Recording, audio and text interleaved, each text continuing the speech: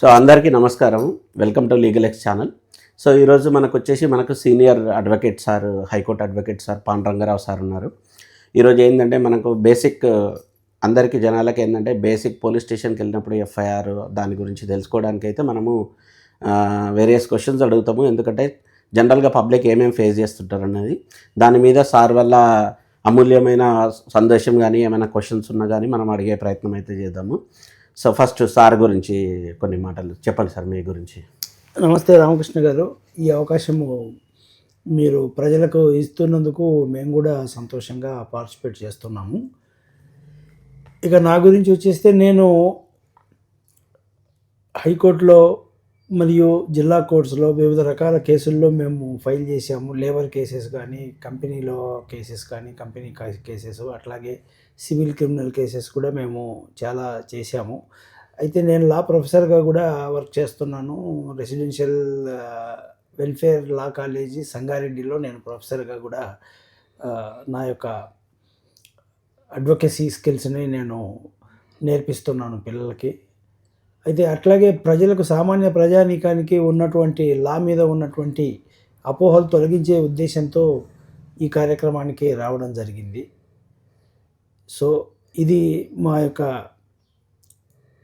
దీని యొక్క ముఖ్యమైన ఉద్దేశము ఈ కార్యక్రమానికి.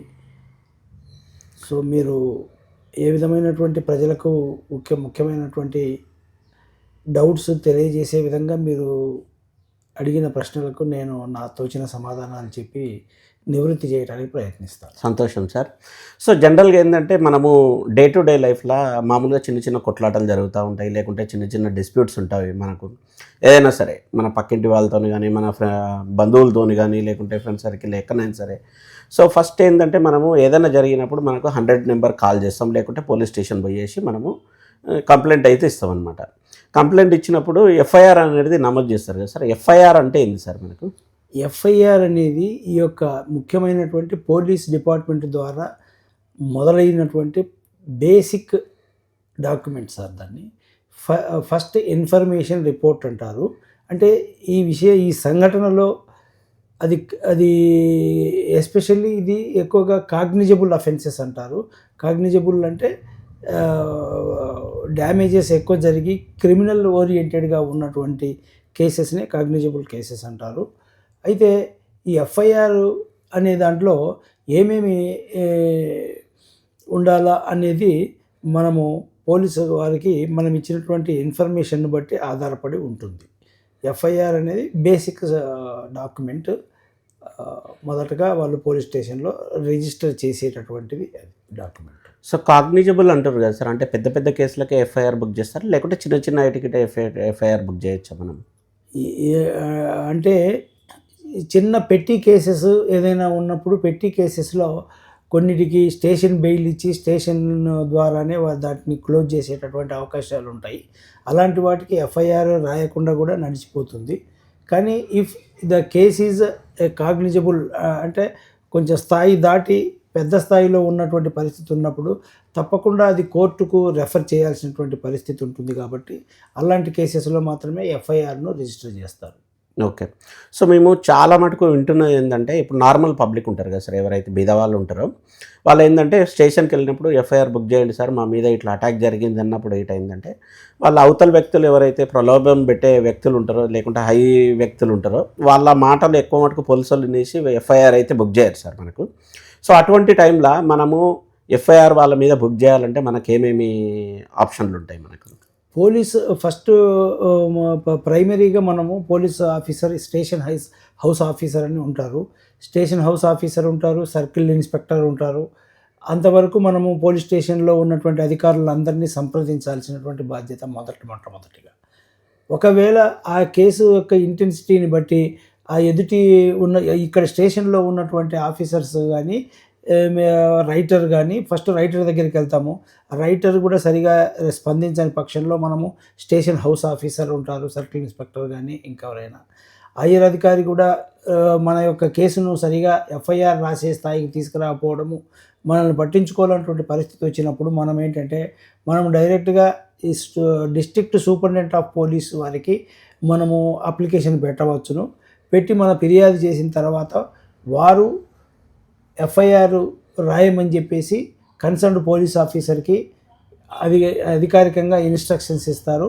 అప్పుడు కూడా మనకు ఒకవేళ సూపరింటెండెంట్ ఆఫ్ పోలీస్ దగ్గర నుంచి కూడా మనకు సరైనటువంటి మనకు స్పందన రానటువంటి పక్షంలో సాధారణంగా సూపరింటెండెంట్ ఆఫ్ పోలీస్ అన్నప్పుడు తప్పకుండా వస్తుంది.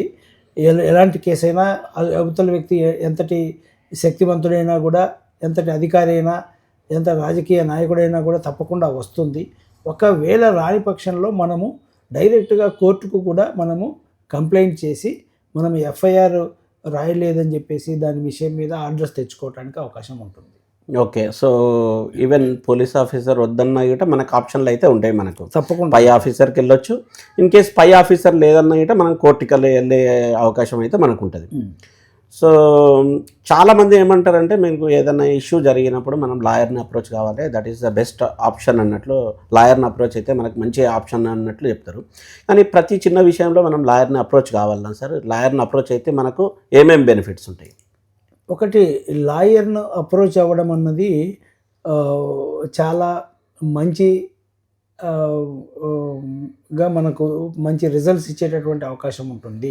ఎందుకంటే కొంతమంది ఏమనుకుంటారంటే లాయర్ను అప్రోచ్ అయితే లాయర్లు ఎక్కువ మనకు అమౌంట్ ఛార్జ్ చేస్తారు, వాళ్ళ ఫీజులతోటే మనకు చాలా ఇబ్బంది కలుగజేస్తారు అన్నటువంటి పరిస్థితి ఉంటుంది. కానీ నీవు డైరెక్ట్గా ఫైట్ చేసినటువంటి పరిస్థితుల్లో నీ కొన్ని ప్రొసీజర్స్ తెలియక పోలీస్ డిపార్ట్మెంట్ వారు కానీ లేకపోతే ఎదుటి వ్యక్తులు మిమ్మల్ని డైవర్ట్ చేసి మిమ్మల్ని ఇబ్బందులకు గురి చేసి మిమ్మల్ని కేసుల్లో ఎక్కువగా ఇరికించే అవకాశం ఉంటుంది. కాబట్టి మీకు అవకాశం ఉన్నంత వరకు లీగల్ అవేర్నెస్ తెచ్చుకోవడం మంచిది, లాయర్ను సంప్రదించడం మంచిది.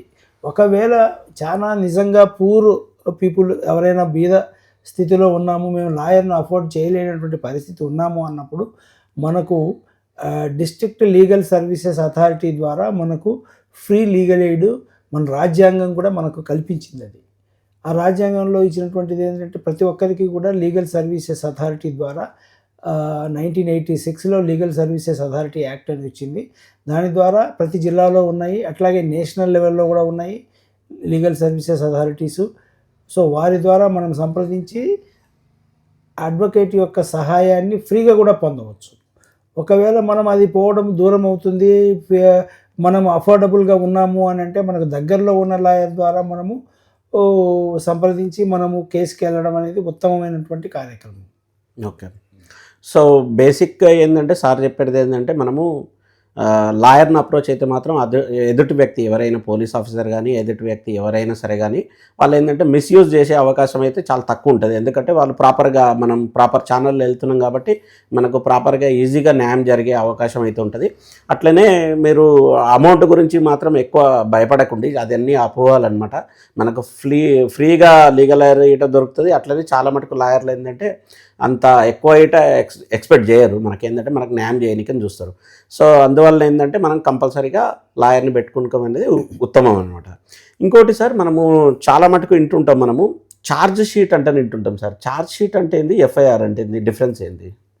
ఎఫ్ఐఆర్ అనేది ఏంటంటే మొట్టమొదటగా మన సంఘటన లేకపోతే ఒక గొడవ కానీ కేసు జరిగినప్పుడు కేసు రిజిస్టర్ చేసుకోవటం అనే దానికి ఎఫ్ఐఆర్ అనేటటువంటిది బేసిక్ డాక్యుమెంట్గా మనకు ఉంటుంది.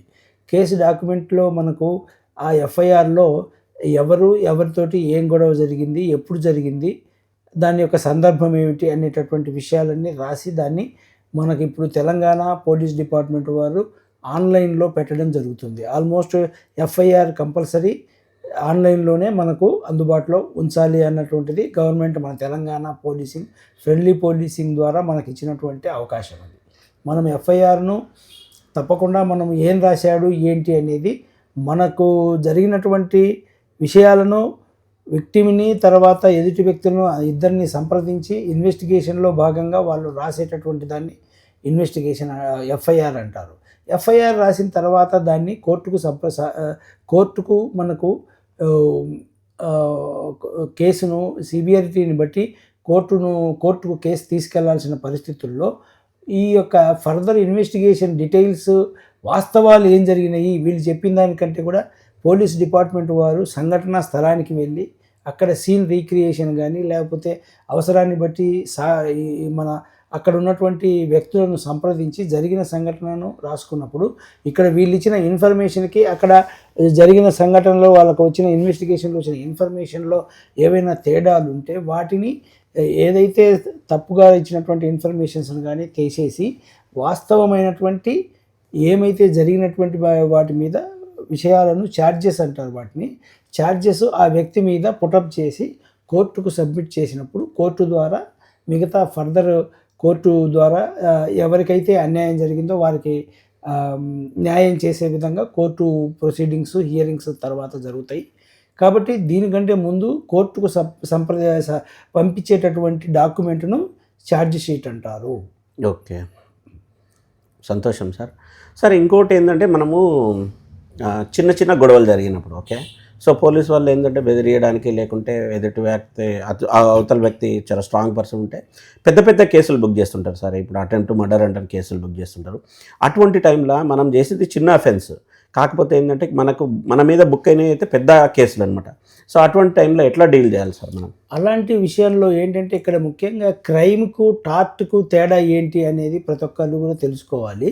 ఇలాంటివి మనం అడ్వకేట్, మీరు అన్నారు ఇందాక, అడ్వకేట్ని సంప్రదించినప్పుడు అడ్వకేట్ చెప్తారు ఏమిటంటే యాక్చువల్గా అనుకోకుండా చిన్న సంఘటనలు జరుగుతూ ఉంటాయి. దాన్ని కూడా కొంతమంది పోలీస్ డిపార్ట్మెంట్ వారు, పోలీసులు వేరియస్ రీజన్స్ వలన, రాజకీయ ఒత్తిళ్ళు కావచ్చు, ఇంకేదైనా ఒత్తిళ్ళ వలన వాళ్ళు ఏం చేస్తారంటే వాళ్ళు దాన్ని ఎక్కువ సివియారిటీని పెంచి రాసి ఏదన్నా తప్పుదోవ పట్టించడానికి అవకాశం ఉన్నప్పుడు మన అడ్వకేట్ వాళ్ళు వెళ్ళి దానికి మన అడ్వకేట్ ద్వారా మనము పోలీస్ స్టేషన్కి వెళ్ళి మనం ఎఫ్ఐఆర్ రాయటానికి ప్రయత్నం చేసినప్పుడు ఏంటంటే వాస్తవంగా జరిగినటువంటి సంఘటనలను అది టార్ట్ అవ్వచ్చు. టార్ట్ అంటే జస్ట్ క్రిమినల్ ఇంటెంట్ తోటి కాకుండా అనుకోకుండా జరిగే సంఘటనను టార్ట్స్ అంటారు. అది కొంత నష్టాన్ని కలగజేయవచ్చు ఎదుటి వ్యక్తికి, లేకపోతే ఇద్దరికి. కాబట్టి దీన్ని టార్ట్ కింద ఉన్న కేసును క్రైమ్ కింద మార్చడానికి పోలీసు వాళ్ళు కనుక ప్రయత్నాలు చేస్తున్నటువంటి పక్షంలో మనం అడ్వకేట్ ద్వారా దాన్ని టార్ట్ కేసును టార్ట్గా, అంటే ఎక్కువ సెక్షన్స్, అనవసరమైన సెక్షన్స్ విధించకుండా మనము ఎఫ్ఐఆర్ రాసేటప్పుడే మనం దాన్ని కరెక్ట్గా దాన్ని రాపించుకున్నప్పుడు మనకు ఛార్జెస్లో కూడా, మనకు ఛార్జ్ షీట్లో కూడా కరెక్ట్ ఇన్ఫర్మేషన్ వచ్చి మనకు నష్టపోయిన వ్యక్తికి న్యాయం జరగవచ్చు. లేదంటే ఒకవేళ మనము పొరపాటున అనుకోకుండా ఏదైనా ఇన్వాల్వ్మెంట్ అయిన వ్యక్తికి కూడా, అతనికి కూడా ఎక్కువ నష్టం జరగకుండా మనము రక్షించుకోవడానికి అవకాశం ఉంటుంది. ఓకే, సో ఇంకోటి సార్, ఇప్పుడు మనకు ఏదైనా గొడవ జరిగినప్పుడు ఏంటంటే పోలీసు వాళ్ళు తీసుకొని డైరెక్ట్ కొడతా ఉంటారు సార్ ఇన్వెస్టిగేషన్ అంటే పేరు మీద. సో అట్లాంటి కొట్టే అధికారం ఉంటుందా? ఇన్ కేసు కొట్టకుండా మనం ఏమైనా ప్రివెన్షన్ చేసుకోగలుగుతున్నా? కొట్టకుండా అంటే అది జనరల్గా ఏంటంటే పెట్టి కేసెస్, సిల్లీ కేసెస్, లేదంటే పూర్తి ఎవ్వరు అనాథలు కానీ ఇలాంటి వాళ్ళనే కొంత బెదిరించడానికి, కొట్టడానికి ప్రయత్నం చేస్తారు సాధారణంగా పోలీసులు. కానీ ఎవరిని కూడా కొట్టే అధికారము మన రాజ్యాంగం ఎవరికి ఇవ్వలేదు, పోలీసులకు కానీ ఎవరికి ఇవ్వలేదు. కొట్టే హక్కు ఎవరికి లేదండి. ఓకే, టార్చర్ అనేది ఒకవేళ ఇన్వెస్టిగేషన్లో భాగంగా కొంత టార్చర్ చేయడానికి ప్రయత్నం చేసి ఇన్ఫర్మేషన్ రాబట్టాల్సిందే, కానీ ఫిజికల్గా మ్యాన్ హ్యాండ్లింగ్ చేయడం, కొట్టడం అన్నది మాత్రము అది నేరం కింద అవుతుంది. దానికి పాల్పడినటువంటి పోలీస్ ఆఫీసర్ల పైన కూడా మనము ఒకవేళ ప్రూఫ్ ఉంటే కనుక, ఆధారము ఉంటే మనం తప్పకుండా పోలీస్ ఆఫీసర్ల మీద చర్యలు తీసుకోవడానికి హక్కు ఉంటుంది, రక్షణ ఉంటుంది. సో ఇది తెలియకుండా చాలామంది ఏంటంటే పోలీస్ స్టేషన్లో టార్చర్ అనుభవిస్తుంటారు. మాకు అంటే ఒకటి ఇదే, దీనివల్లనే మనం సరైన అడ్వకసీ అనేది తీసుకోకుండా, అడ్వకేట్ యొక్క సహకారం తీసుకోకుండా తెలియక కొంతమంది సంక్షోభంలో ఉండి దాన్ని నష్టానికి, ఇబ్బందులకు గురయ్యే అవకాశాలు ఉంటాయి. కాబట్టి ఈ యొక్క విషయాల కోసమే మేము ఫ్రీ లీగల్ ఎయిడ్ అనేటటువంటి ఒక నినాదం తీసుకొని మేము మా వంతు కూడా ఈ యొక్క కార్యక్రమం చేపడుతున్నాము. మేము ఆ విషయాన్ని కూడా మీతో లీగల్ ఎక్స్ వారికి కూడా మేము చెప్పడం జరిగింది. సో మీ యొక్క లీగల్ ఎక్స్ ద్వారా మీరు ఇలాంటి వీడియోలు తీయడమే కాకుండా వాళ్ళకి న్యాయ సహాయాన్ని కూడా మీరు చేస్తామని చెప్పారు. మాకు చాలా సంతోషం. సో దీనిలో భాగంగా మేము కూడా దాంట్లో మా వంతుగా మేము ఎవరికైనా ఈ యొక్క న్యాయ సలహా కావాలన్నప్పుడు మీరు మీ ద్వారా వాళ్ళు ఎవరైనా మీకు సహాయాన్ని అడిగితే తప్పకుండా మేము వాళ్ళకు ఫ్రీ సర్వీస్ ఇవ్వటానికి కూడా మేము అందుబాటులో ఉంటాము. సంతోషం సార్. ఇలాగే మీరు ఏదైనా చిన్న చిన్న కేసులు కానీ ఫ్రీ లీగల్ హెల్ప్ కావాలనుకుంటే మాత్రం లీగల్ ఎక్స్కు మీరు కాంటాక్ట్ కావచ్చు. అట్లనే మన వీడియోలో మన సార్ నెంబర్ ఇట మనం పోస్ట్ చేస్తాము. మీరు డైరెక్ట్లీ సార్ని ఇట కాంటాక్ట్ కావచ్చు అనమాట. ప్రతిదానికి ఏంటంటే మనము ఎక్కువ ఫీజులు ఉంటాయని భయపడే అంత భయపడొద్దు. ఎందుకంటే ప్రతి ఒక్కరు ఎక్కువ ఫీజులు అనేది ఛార్జ్ చేయరు. Based on the severity, based on the case బట్టి వాళ్ళు తీసుకుంటారు, కానీ ఊరికేనే అట్లయితే తీసుకోరు అనమాట. సో మీరు ఏదన్నా చిన్న ఇష్యూలు పాల్పడినప్పుడు ఏంటంటే బెస్ట్ అప్రోచ్ ఏంటంటే లాయర్ని కాంటాక్ట్ కండి. మనకు ఫ్రీ సర్వీస్లు ఇట దొరుకుతాయి. ఇటువంటి సార్ వల్ల సేవ చేసే వాళ్ళు ఇట చాలామంది ఉంటారు. దానివల్ల ఏంటంటే మనకు అన్నెసరీ కేసులు అయితే ఇరికే అవకాశం అయితే ఉండకుండా మిమ్మల్ని మీరు కాపాడుకుంటారనమాట. సో ఇది మనకు పోలీస్ స్టేషన్ వెళ్ళినప్పుడు మనము అప్రోచ్ కావాలి, ఏ విధంగా అప్రోచ్ కావాలంటని. సో ఇట్లాంటి అమూల్యమైన సందేహాలు అన్ని క్వశ్చన్స్ మనకు మంచిగా క్లియర్గా వివరించినందుకు సార్ గారికి చాలా ధన్యవాదాలు. సో ముందు మాకు ఇంకా హెల్ప్ చేయాలి సార్. మాకు లీగల్ ఎక్స్ ద్వారా ప్రజలకు మంచి ఇన్ఫర్మేషన్ అనేది ఇవ్వాలి. అట్లనే మీకు ఏమన్నా అవసరం ఉన్నా, ఎటువంటి లీగల్ హెల్ప్ కావాలన్నా లీగల్ ఎక్స్కు కాంటాక్ట్ చేయొచ్చు, లేకపోతే సార్ని కాంటాక్ట్ చేయొచ్చు. సో అందరికీ ధన్యవాదాలు. Thank you.